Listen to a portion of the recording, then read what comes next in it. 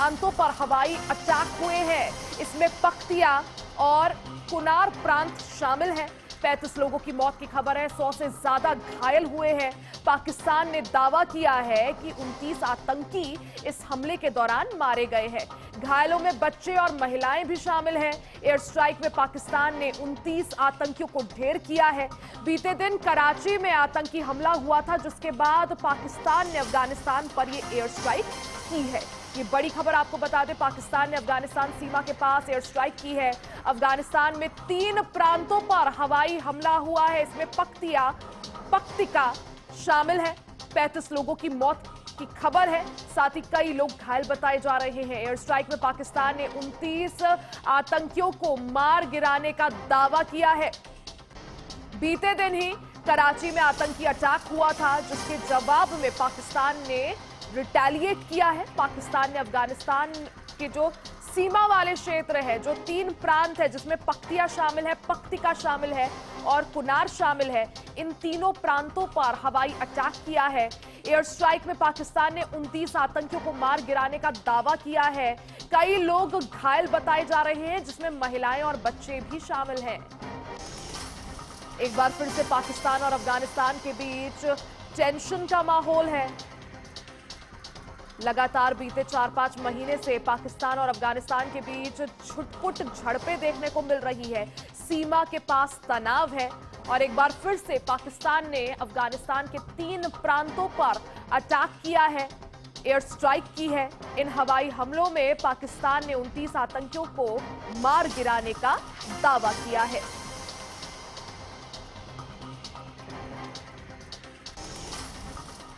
और चलिए अब बात पीएम मोदी के सेशेल्स दौरे की कर लेते हैं। प्रधानमंत्री नरेंद्र मोदी सेशेल्स के दौरे पर हैं। आज उनके दौरे का तीसरा दिन है। आज पीएम मोदी भारतीय समुदाय के लोगों से मुलाकात करेंगे। नव शक्ति विनायगर मंदिर में दर्शन पूजन करेंगे। सेशेल्स में मौजूद भारतीय और हिंदू मंदिर नव शक्ति विनायगर में पीएम मोदी दर्शन पूजन करेंगे। साथ ही पीस पार्क का दौरा भी करेंगे, जहां महात्मा गांधी की प्रतिमा पर पुष्पांजलि अर्पित करेंगे।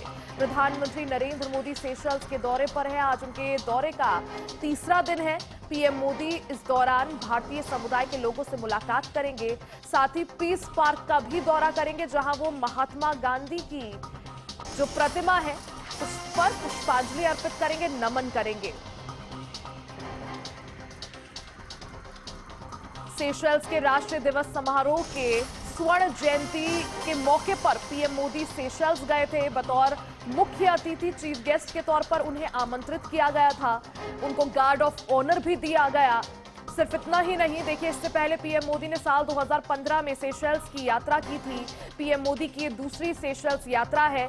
इससे पहले इसी साल सेशेल्स के राष्ट्रपति इसी साल फरवरी के महीने में भारत दौरे पर भी आए थे, जिस बीच सेशेल्स और भारत के बीच, यानी दोनों देशों के बीच कई महत्वपूर्ण समझौते हुए थे। कई समझौतों पर सहमति हुई थी। उसी का विस्तार आप इस यात्रा को समझ सकते हैं। प्रधानमंत्री नरेंद्र मोदी को सेशेल्स के राष्ट्रीय दिवस समारोह में बतौर चीफ गेस्ट के तौर पर इनवाइट किया गया, जिसके बाद प्रधानमंत्री नरेंद्र मोदी सेशेल्स पहुंचे। उनका ये 3 दिवसीय दौरे का आज आखिरी दिन। आज पीएम मोदी पीस पार्क जाएंगे। महात्मा गांधी, जो कि हमारे राष्ट्रपिता हैं, उनकी प्रतिमा पर माल्यार्पण करेंगे, पुष्पांजलि अर्पित करेंगे। साथ ही नव शक्ति विनायगर मंदिर में दर्शन पूजन भी करेंगे। इससे पहले पीएम मोदी और सेशेल्स के राष्ट्रपति के बीच द्विपक्षीय बातचीत भी हुई। कई चीजों पर समझौते हुए, कई मुद्दे उसमें शामिल थे।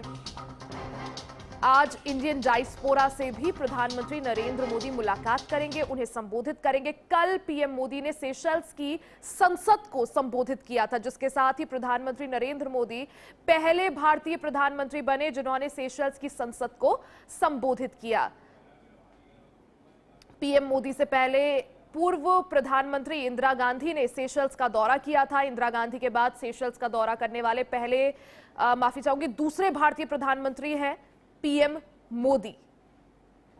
आज का ये दौरा और इस दौरे का तीसरा दिन आज पीएम मोदी इंडियन डायस्पोरा से मुलाकात करेंगे। इससे पहले कल पीएम मोदी ने सेशेल्स की संसद को संबोधित किया था।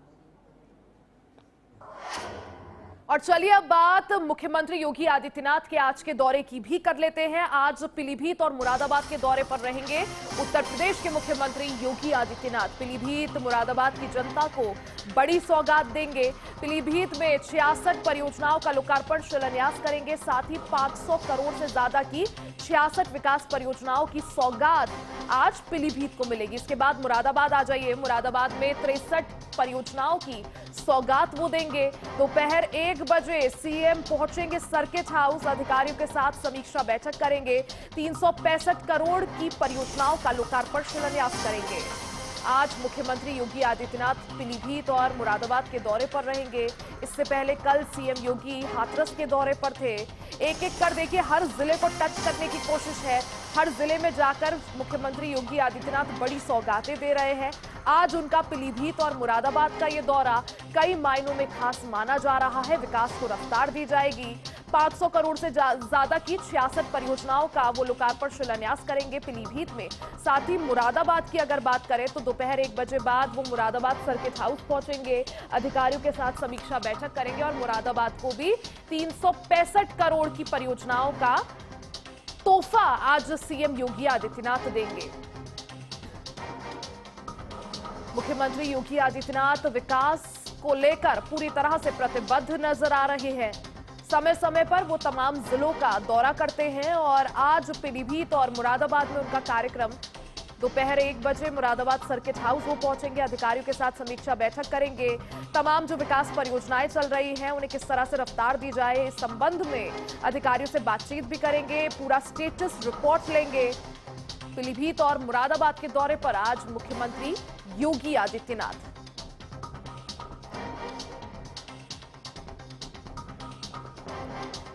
उत्तर प्रदेश में इसी साल हो सकता है, या तो इस साल या फिर अगले साल विधानसभा के चुनाव हैं। ऐसे में विधानसभा चुनाव में महज 10 से 11 महीने का समय रह गया है और इसी को देखते हुए देखिए मुख्यमंत्री योगी आदित्यनाथ पूरी तरह से एक्शन मोड में नजर आ रहे हैं। पुनीत मोहन हमारे सहयोगी अपडेट के साथ जुड़ गए हैं, सीधा रुख पुनीत का करते हैं। पुनीत, जिस तरह से मुख्यमंत्री योगी आदित्यनाथ के लगातार दौरे चल रहे हैं, कल हाथरस के दौरे पर थे, आज की अगर बात करें तो आज सीएम योगी आदित्यनाथ पीलीभीत और मुरादाबाद के दौरे पर रहेंगे।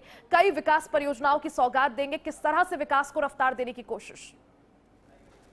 देखिए, उत्तर प्रदेश में कुछ महीनों बाद विधानसभा के चुनाव होने हैं। ऐसे में मुख्यमंत्री योगी आदित्यनाथ हर जिले में जा रहे हैं। वहां के जो जनप्रतिनिधि हैं उनसे मुलाकात करके, जो भारतीय जनता पार्टी और संघ के बड़े नेता हैं उनसे मुलाकात करते जिले तोड़ने की पूरी कोशिश करते हैं। आगे तक सरकार ने जितने विकास कार्य लंबित है उन पर भी वो समीक्षा बैठक करते हैं। इसके अलावा आप देखिए कि हर जिले पे एक सौगात दी जा रही है। देखिए 569.11 करोड़ के आसपास का, 569.11 करोड़ के आसपास का पीलीभीत का बजट है। कार्यक्रम 300 करोड़ रुपए के आसपास किया जाता है।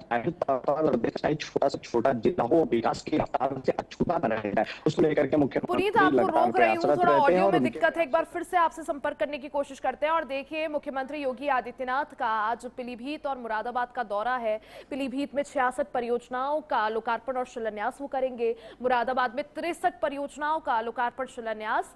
आज मुख्यमंत्री योगी आदित्यनाथ इन दोनों क्षेत्रों के दौरे पर रहेंगे।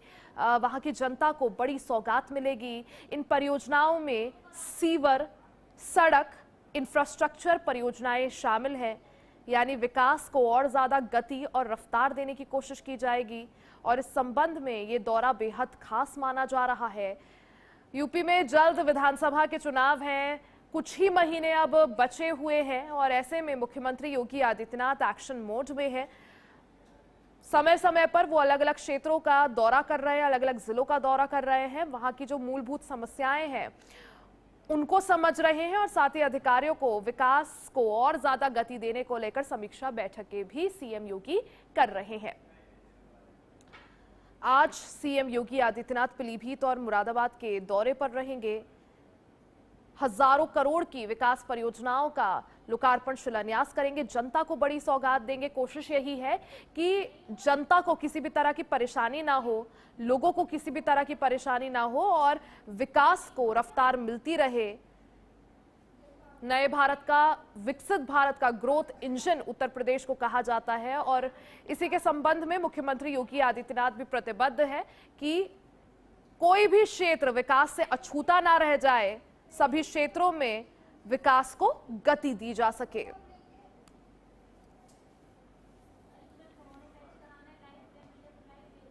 मुख्यमंत्री योगी आदित्यनाथ आज पीलीभीत और मुरादाबाद के दौरे पर रहेंगे। सुबह पीलीभीत का उनका ये दौरा है, दोपहर बाद वो मुरादाबाद जाएंगे। और पुनीत मोहन हमारे सहयोगी एक बार फिर से अपडेट के साथ जुड़ गए हैं। सीधा रुख पुनीत का करते हैं। पुनीत, सवाल यही था कि जिस तरह से देखिए चुनाव का भी समय है, चुनाव से पहले मुख्यमंत्री योगी आदित्यनाथ पूरी तरह से एक्टिव है, समय समय पर अलग अलग क्षेत्रों का दौरा कर रहे हैं। आज पीलीभीत और मुरादाबाद वो जाएंगे, बड़ी विकास परियोजनाओं की सौगात देने वाले हैं। जनता के लिए क्या कुछ इसमें?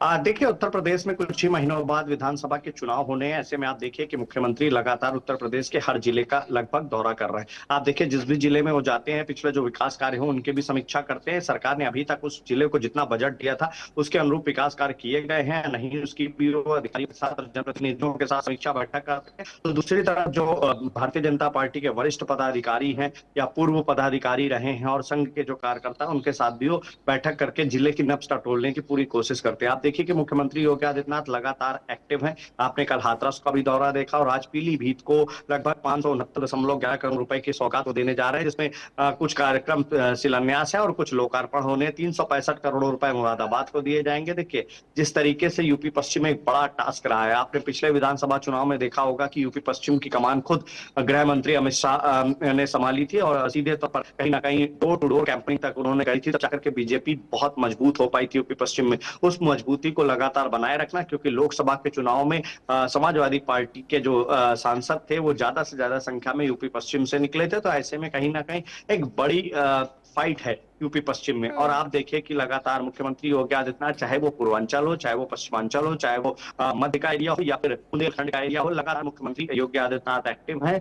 जिलों में जाकर के कार्यकर्ताओं में एक नया जोश भरने का पूरा प्रयास कर रहे हैं, क्योंकि अब विधानसभा को चुनाव को कुछ ही महीने बाकी हैं। ऐसे में मुख्यमंत्री योगी आदित्यनाथ एक तरफ लगातार विकास कार्यों पर भी नजर बनाए हुए हैं, तो दूसरी तरफ वहां के जो जनप्रतिनिधि हैं उनसे संपर्क करके कोशिश यही है कि विकास को जो है रफ्तार दी जा सके, गति दी जा सके। और इस संबंध में सीएम योगी आदित्यनाथ के दौरे काफी अहम है।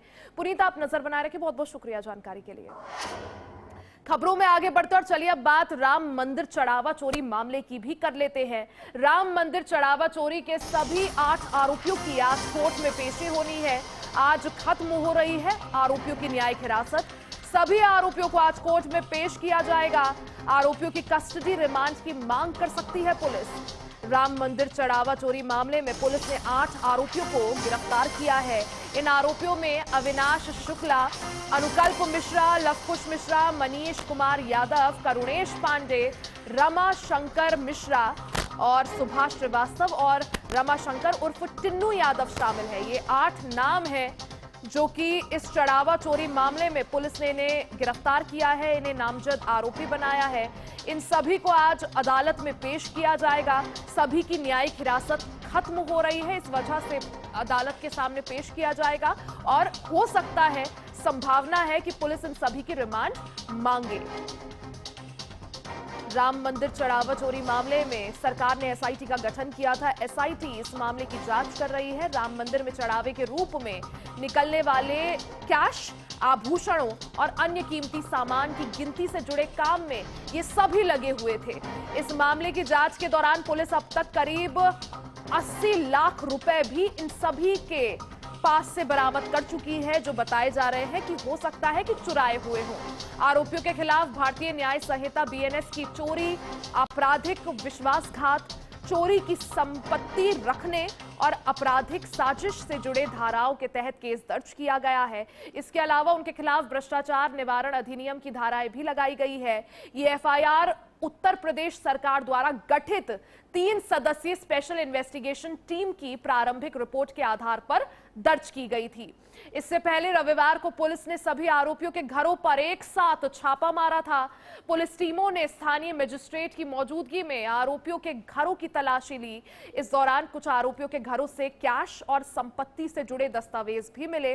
पुलिस बरामद कैश और दस्तावेजों का ये सुनिश्चित करने के लिए वेरिफिकेशन करेगी कि कहीं इनका संबंध चढ़ावा चोरी के पैसों से तो नहीं।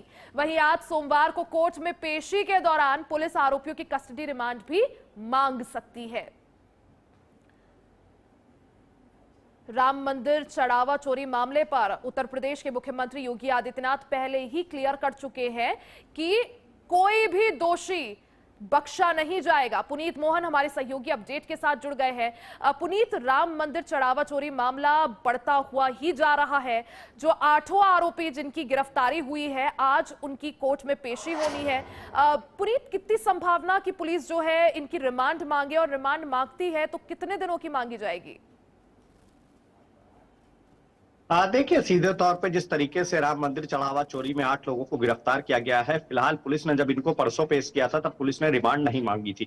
अब ऐसे में इनको जेल भेज दिया गया था, लेकिन आज इनकी पेशी है और ये अंदाजा लगाया जा रहा है, ये अनुमान लगाया जा रहा है कि पुलिस रिमांड मांग सकती है। लेकिन सबसे बड़ा सवाल है कि ये 8 आरोपी केवल एक कर्मचारी हैं जो सीधे तौर पर बिना किसी रोक टोक के मंदिर में आते जाते थे। मंदिर के कार्यों में इनका हस्तक्षेप था, मंदिर में जो चढ़ावा आता था उसका मैनेजमेंट देखते थे, और ऐसे में इन लोगों ने अकूत संपत्ति बनाई है। पिछले कई वर्षों में अनुकल्प मिश्रा से लेकर के तमाम जो ऐसे नाम है, अविनाश शुक्ला इत्यादि ने करोड़ों रुपए की संपत्ति बनाई। यानी कि एक छोटे से मकान में रहते थे, उसके बाद जब ये यहाँ नौकरी करने लगे तो इन्होंने हाल ही में अयोध्या जिले में महंगी जमीनों को खरीदा और वहां पर किसी ने हॉस्टल बनवाया, किसी ने होटल बनवाया, तो किसी ने अपना आवास बनवाया। इसके अलावा इनका इन्वेस्टमेंट यूपी के अन्य शहरों में भी है। अब ऐसे में पुलिस पूछताछ करने का पूरा प्रयास करेगी कि आखिर इन्होंने जो पैसों की चोरी करी थी उसका कहां पर इन्वेस्टमेंट किया है। लेकिन सबसे बड़ा सवाल है कि इसमें जो चंपत राय का नाम सामने आया था, अनिल मिश्रा का नाम सामने आया था, एसआईटी की रिपोर्ट जरूर सबमिट हो गई, लेकिन उनको कहीं से भी अपराधी नहीं माना गया। देखिए, सबसे बड़ा सवाल यहीं पर है, क्योंकि भक्तों के मन में विश्वास के साथ एक छल हुआ है। अब कहीं भी आप राम मंदिर में किसी भी एरिया में जाइए, बिना किसी परमिशन के आप कहीं भी जो लाइन चलती है उसके अलावा इधर उधर नहीं जा सकते। अब ऐसे में अगर इनको परमिशन नहीं मिली हुई थी, इनको संरक्षण नहीं मिला था, तो ये बेरोक टोक कैसे आते जाते थे? इनको किसने नियुक्त किया था? रमाशंकर यादव उर्फ टिन्नू यादव तो किसी पद पर भी नहीं था, लवकुश मिश्रा भी किसी पद पर नहीं थे। एसआईटी ने खुद अपनी जांच में इस बात को कहा है कि कई लोग ऐसे थे जो अनधिकृत रूप से आते जाते थे, अनधिकृत रूप से उनका प्रवेश होता था, उनका एग्जिट होता था, और उनको कोई नहीं रोकता था, कोई नहीं टोकता था। एसआईएस की वहां पर सिक्योरिटी लगी हुई है, लाइन से अलग अगर कोई भक्त जाता है तो तुरंत उसे रोका जाता है। तो ऐसे में ये लोग जहां पर पैसा स्टोर किया जाता था, जहां पर चढ़ावा स्टोर किया जाता था, वहां तक कैसे पहुंच जाते थे, ये सबसे बड़ा सवाल है। देखिए, विपक्ष लगातार आरोप लगा रहा है कि केवल छोटी मछलियों का शिकार किया गया है और इनसे इनकी पुलिस रिमांड भी नहीं मांग रही है, बड़ी मछलियों को छोड़ दिया गया है। अगर आज भी पुलिस इनकी रिमांड नहीं मांगती है तो जाहिर तौर पर कुछ ही महीनों में इनकी जमानत हो जाएगी और पूरा मामला रफा दफा हो जाएगा। एसआईटी ने जो अपनी रिपोर्ट सबमिट करी थी उस पर भी अभी तक किसी तरह का कोई कार्य नहीं हुआ है, क्योंकि ये जो एफआईआर हुई है एसआईटी की रिपोर्ट सबमिट होने के बाद ट्रस्ट के एक पदाधिकारी के मांग पर हुई थी। अब ऐसे में 8 लोगों के खिलाफ एक्शन जरूर लिया गया है, लेकिन जो इसके सीधे तौर पर अगर हम कहें जो इनके संरक्षक हैं उनके खिलाफ कोई भी एक्शन न लेना अपने आप में सवालों के घेरे में है। फिलहाल देखिए, मुख्यमंत्री योगी आदित्यनाथ ने इससे पहले बहुत स्पष्ट और क्लियर कहा था कि राम भक्तों की आस्था के साथ खिलवाड़ बर्दाश्त नहीं किया जाएगा, दूध का दूध और पानी का पानी होगा। क्या समझा जाए कि ये जो 8 लोग जिनकी गिरफ्तारी हुई है ये सिर्फ मोहरे हैं और खेल जो असली जिसने खेला वो अभी भी जो है बचे हुए हैं? जी बिल्कुल रिया, आप देखिए जिस तरीके से मुख्यमंत्री लगातार प्रयासरत हैं कि आखिर इसमें जिसने भी इन लोगों को संरक्षण दिया वो भी गिरफ्त में आए। लेकिन अब सबसे बड़ा सवाल ये है कि किसी भी ऑफिस में, किसी भी कैंपस में, किसी भी प्रेमिसेस में, किसी के भी घर में बिना किसी अनुमति के अगर कोई आता जाता है तो जाहिर तौर पर उसको कहीं ना कहीं संरक्षण मिला होगा। आखिर ये लोग कैसे वहां तक पहुंचे जहां पर चंदा इकट्ठा किया जाता था, जहां पर नोटों की काउंटिंग होती थी, जहां पर सिक्कों की काउंटिंग होती थी? ये सबसे बड़ा सवाल है। राम मंदिर में जब आप एंट्री करेंगे तो एक बैरिकेडिंग मतलब एक रेलिंग बनी हुई है और उसी के अकॉर्डिंग आपको चलना है और आप सीधे राम मंदिर का दर्शन करेंगे। उसके बाद अन्य मंदिरों का जो परकोटे में बने हुए उनका दर्शन करेंगे। उसके बाद आप दर्शन करते हुए सीधे बाहर आ जाएंगे। इस दौरान एसआईएस सिक्योरिटी जैसी की भारी वहां पर जो उनके गार्ड्स रहते हैं वो लगे रहते हैं, यूपी पुलिस का सुरक्षा बल लगा रहता है और इसके अलावा अन्य जवान लगे रहते हैं। अगर आप कहीं इधर उधर जाते हैं तो आपको रोकते टोकते हैं। अब इन लोगों को अगर नहीं रोका टोका जा रहा था तो ये किसकी अनुमति से आ जा रहे थे, सबसे बड़ा सवाल है। और जैसा कि आपने कहा ये सिर्फ मोहरे हैं। दूध का दूध और पानी का पानी तब होगा जब इनको संरक्षण देने वाले जो इनके आका हैं उनकी गिरफ्तारी होगी। अनिल मिश्रा और चंपत राय पर जिस तरीके के आरोप लगे थे, अगर उनको क्लीन चिट मिलती है तो फिर ये जांच अपने आप में सवालों के घेरे में ही बनी रहेगी, क्योंकि बिना किसी अनुमति के कोई भी राम मंदिर के गर्भगृह तक, कोई भी राम मंदिर के जहां पर ये चंदा स्टोर किया जाता है वहां खेला जाए और जो पदाधिकारी है उनकी नाक के नीचे से इतना बड़ा खेल खेला जाए, ये संभव तो नहीं है पुनीत। लेकिन अब सवाल यही है कि आज जब इन सभी आरोपियों को कोर्ट में पेश किया जाता है तो पुलिस आखिर रिमांड मांगती है या नहीं मांगती है, कि तो कितने दिनों की मांगती है? ये तमाम तरह के सवाल बने हुए हैं। आप नजर बनाए रखें। बहुत बहुत शुक्रिया जानकारी के लिए। और खबरों में आगे बढ़ते हैं। खबर पटना से है, जहां बिहार की राजधानी पटना में वनस्पति तेल गोदाम में अचानक से भीषण आग लग गई। दीदारगंज इलाके में यह हादसा हुआ है। मौके पर दमकल की कई गाड़ियां मौजूद है। भीषण आग से करोड़ों की नुकसान की आशंका जताई गई है।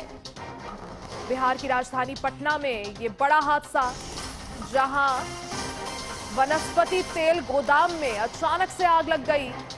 दीदारगंज इलाके में यह भीषण आग लगी है।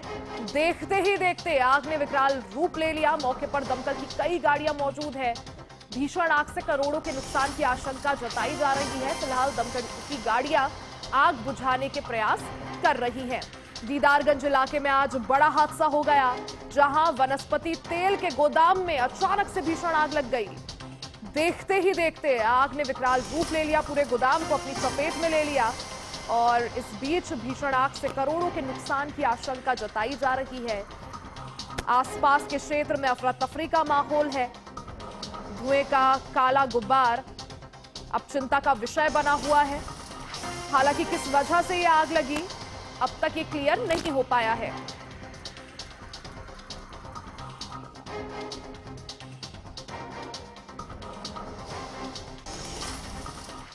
और चलिए अब बात पुणे के केतन हत्याकांड की भी कर लेते हैं। केतन हत्याकांड से जुड़ी बड़ी खबर सामने आ रही है। आज सिया और चेतन को कोर्ट में पेश किया जाएगा। आज सिया और चेतन चौधरी की पुलिस रिमांड खत्म हो रही है। महाराष्ट्र के पुणे का बहुचर्चित केतन हत्याकांड, उससे जुड़ी ये बड़ी खबर, जिसमें आरोपी सिया और चेतन चौधरी को आज कोर्ट में पेश किया जाएगा। सिया केतन की मंगेतर थी, जिसने ये पूरी साजिश रची। लोहागढ़ फोर्ट में ले जाकर केतन को सिया ने अपने दोस्त चेतन के साथ मिलकर धक्का दे दिया था एक पहाड़ी से, और उसके बाद केतन की जान चली गई। शुरुआत में पुलिस को ये पूरा मामला एक्सीडेंटल डेथ का लगा, लेकिन उसके बाद एक एक कर कई सुराग पुलिस के हाथ लगे, जिसके बाद समझ आया कि एक्सीडेंटल डेथ नहीं बल्कि सोची समझी साजिश है। सिया और चेतन दोनों ही अपना जुर्म कबूल कर चुके हैं। सिया ने पुलिस से पूछताछ के दौरान कई राज भी उगले। सिया ने कहा था कि जो केतन है, जो उसका मंगेतर था, केतन जिसके साथ उसके माता पिता ने ये अरेंज मैरिज फिक्स कराई थी, उसके सर पर बाल कम थे, वो विग लगाया करता था, वो हकलाता था और वो चेतन चौधरी से प्यार करती थी। तो कई सारी बातें सिया ने कही है, लेकिन सवाल देखिए यही है कि आखिर केतन की जान लेने का हक सिया को किसने दिया। अगर सिया को शादी नहीं करनी थी तो वो साफ तौर पर मना भी कर सकती थी, लेकिन नहीं, उसने ऐसा नहीं किया। उसने एक साजिश के तहत केतन की जान ले ली। आज इस मामले में दोनों ही आरोपी सिया और चेतन को कोर्ट में पेश किया जाएगा। चेतन की बाइक, हुडी और हेडफोन पुलिस ने जब्त किए हैं। इस हत्याकांड में क्या कुछ खुलासे हुए हैं वो भी समझिए। ऑनलाइन सर्च कर तैयार किए थे दोनों ने जवाब। चेतन और सिया दोनों को अंदेशा था कि पुलिस उन तक कभी ना कभी पहुंचेगी, तो दोनों ने गूगल के जरिए जवाब क्या कुछ पुलिस को वो दे सकते हैं, पूरी कहानी भुनी थी। हुडी पहनकर सिया के दोस्त चेतन ने अपना हुलिया बदला था। सीसीटीवी से बचने की भी कोशिश की थी। इसी साल नवंबर के महीने में केतन और सिया की शादी होनी थी, जिसके लिए उदयपुर में ग्रैंड वेडिंग प्लान थी, एक पैलेस बुक हुआ था। बावजूद इसके उससे पहले ही सिया ने केतन की जान ले ली। और इसी के साथ बुलेटिन में फिलहाल के लिए बस इतना ही। बने रहे हमारे साथ, देखते रहे HNN न्यूज़।